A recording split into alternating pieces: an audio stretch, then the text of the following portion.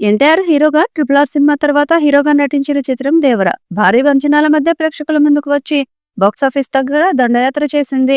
ప్రస్తుతం జపాన్ లో కూడా ఈ సినిమాకి భారీ క్రేజ్ కలెక్షన్లు కూడా వస్తున్నాయి.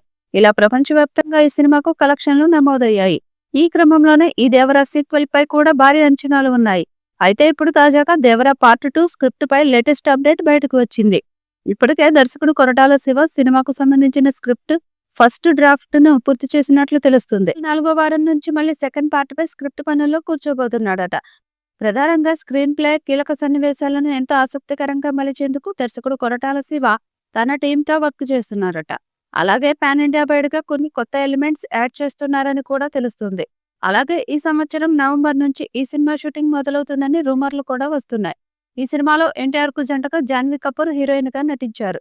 బాలీవుడ్ స్టార్ సైఫ్ అలీ ఖాన్ విలన్ గా నటించారు. మ్యూజిక్ సెన్సేషన్ అనిరుద్ సంగీతం అందించాడు. అలాగే ఈ సినిమాలో శ్రీకాంత్, ప్రకాష్ రాజ్, అజయ్, మురళీ శర్మ కీలక పాత్రల్లో నటించారు. దేవరా 2లో కూడా వీరితో పాటు కొత్త స్టార్ పాత్రలు ఎంతో కీలకంగా ఉండబోతున్నాయని తెలుస్తుంది. అలాగే దేవరా 2లో దేవరా కథ ఎక్కువగా ఉంటుందని, పైగా కథలో చాలా డెప్త్ కూడా ఉండబోతుందని కూడా తెలుస్తుంది. దేవరా మూవీ ప్రపంచవ్యాప్తంగా 500 కోట్లు వసూలు చేసింది. నెగటివ్ టాక్ వచ్చినప్పటికీ ఇంతటి భారీ స్థాయిలో కలెక్షన్స్ రాబట్టడం గొప్ప విషయమని చెప్పాలి. దాంతో సీక్వెల్ మీద మరింత దృష్టి పెడుతున్నారు. చాలా జాగ్రత్తలు తీసుకుంటున్నారట. దాంతో ఈసారి దేవరా 2 సినిమాతో 1000 కోట్లకు పైగా కలెక్ట్ చేయాలని ఎన్టీఆర్ ప్లాన్ చేస్తున్నారట. అందుకే ఈసారి బిగ్గర్ అండ్ బెటర్ గా దేవరా 2ని తెర మీదకు తీసుకువచ్చే ప్రయత్నం చేస్తున్నారు. దాంతో దేవరా 2 మీద ఫ్యాన్స్ లో చాలా ఆశలు ఉన్నాయి.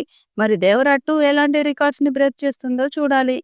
ఈ వీడియోపై మీ అభిప్రాయాన్ని కామెంట్ బాక్స్ లో తెలియజేయండి. ఈ వీడియో మీకు నచ్చితే లైక్ చేయండి, షేర్ చేయండి, కామెంట్ చేయండి. మరిన్ని అప్డేట్స్ కోసం మన ఛానల్ ని సబ్స్క్రైబ్ చేయండి. అలాగే పక్కనే ఉన్న గంట సింబల్ని గట్టిగా కొట్టండి.